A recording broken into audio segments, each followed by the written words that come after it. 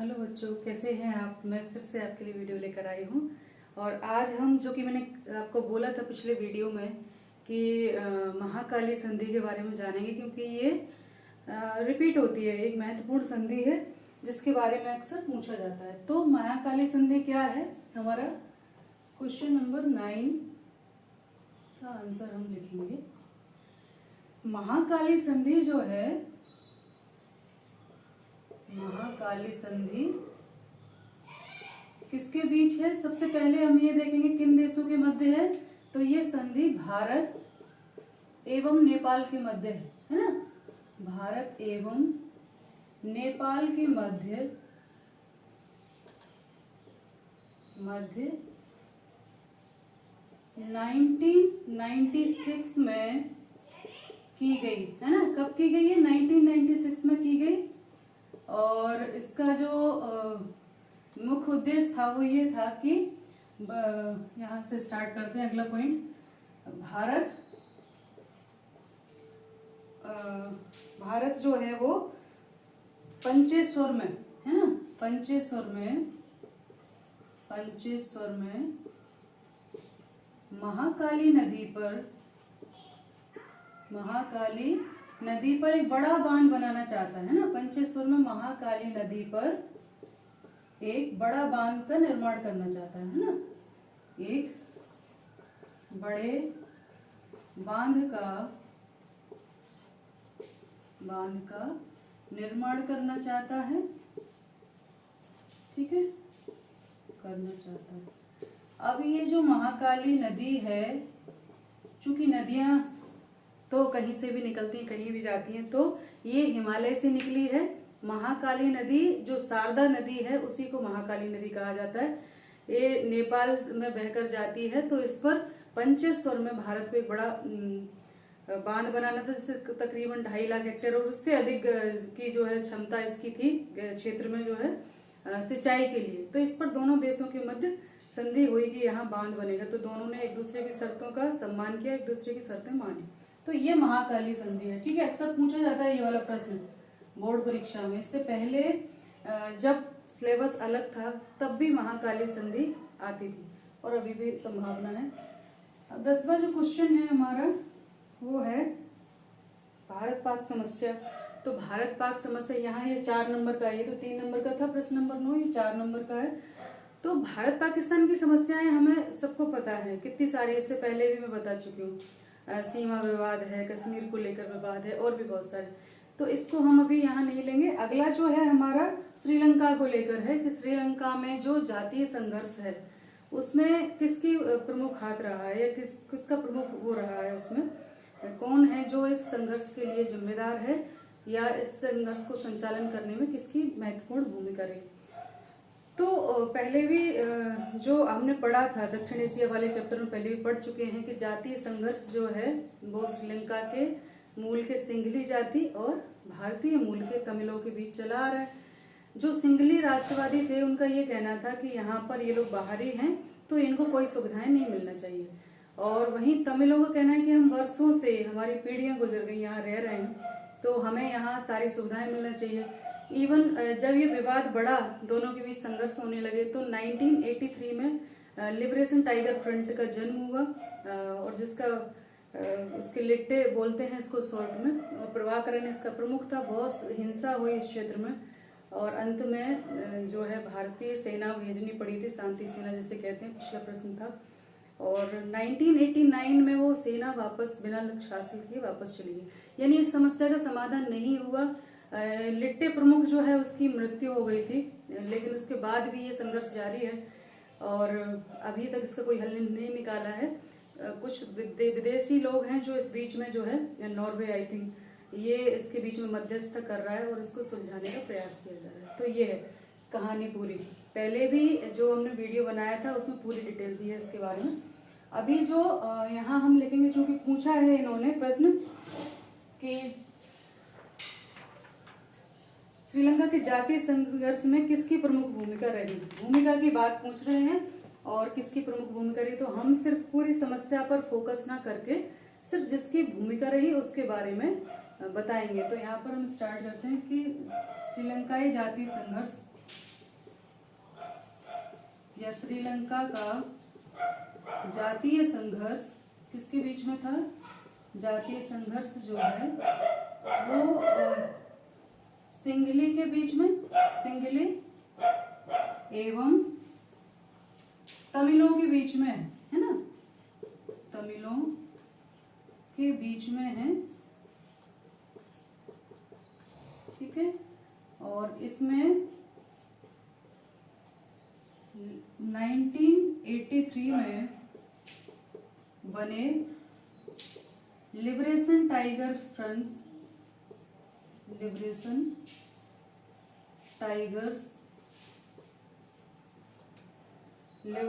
Tigers जो है of Tamil Eelam, Tamil Eelam है ना, ये एक संगठन बना था, इन्होंने अपना संगठन बनाया था तमिल ईलम, जिसे शॉर्ट में क्या कहते हैं? लिट्टे कहते हैं।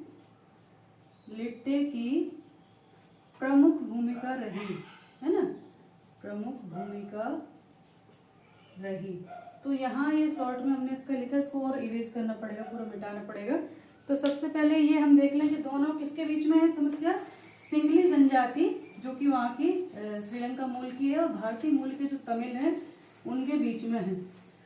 और इसको लेकर 1983 में उन्होंने लिबरेशन टाइगर फ्रंट्स बनाया था, लिबरेशन टाइगर तमिल ईलम बनाया था, इसको लिट्टे कहते हैं। और इसकी कमान संभाली थी प्रभाकरण ने, है ना। और प्रभाकरण के उसमें ये बहुत ज्यादा हिंसा दोनों के बीच में बढ़ गई थी, अंत में सेनाओं को हस्तक्षेप करना पड़ा था। ठीक है, क्वेश्चन नंबर हम 11 कर रहे हैं। तो यहाँ लिखेंगे लिट्टे का श्रीलंका के उत्तर पूर्वी भाग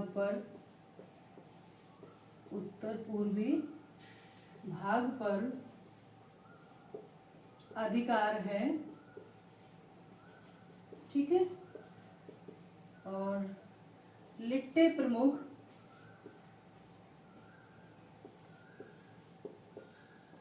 प्रभाकरण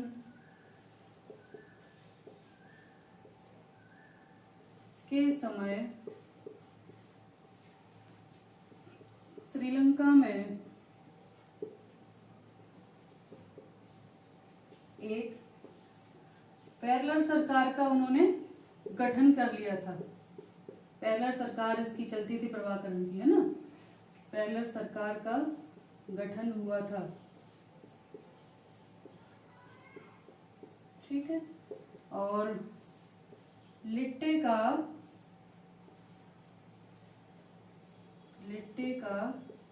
श्रीलंका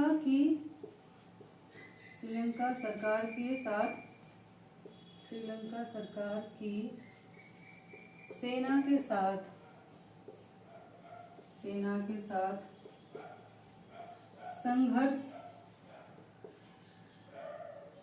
संघर्ष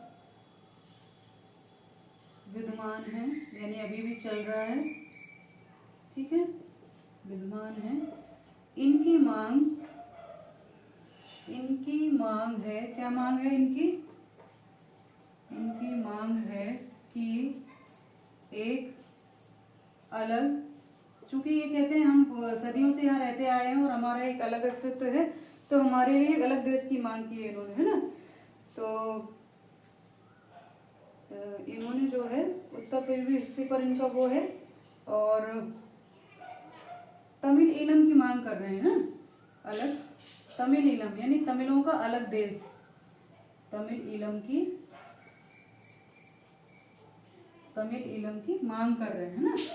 ये मांग है कि अलग से एक तमिल ईलम का गठन हो, अलग देश का गठन हो ना, गठन हो।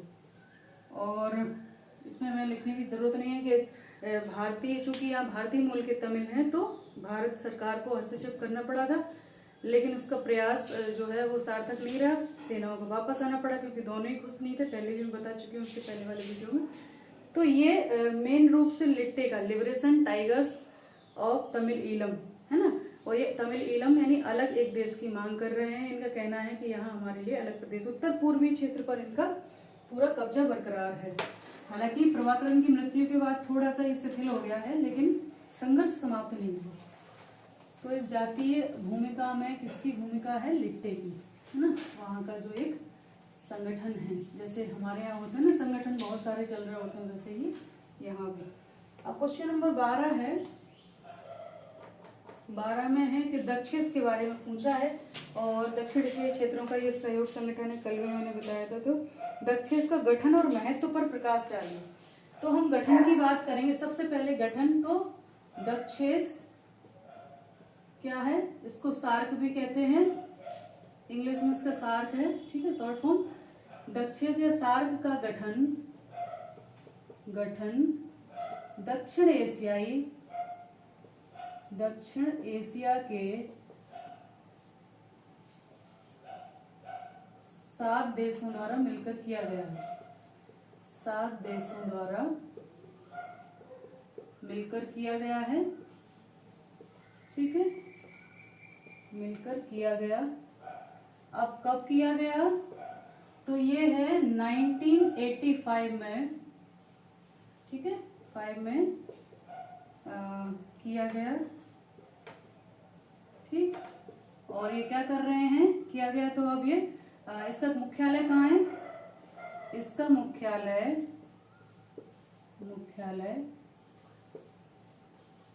कहाँ पर है? ये काठमांडू, नेपाल में, ठीक, काठमांडू नेपाल में है इसका मुख्यालय।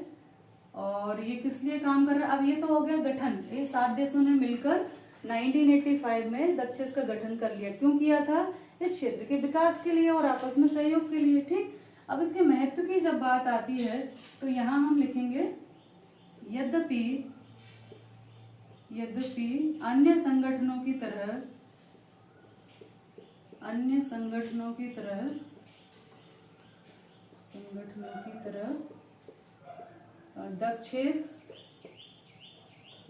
दक्षेस ने सफलता हासिल नहीं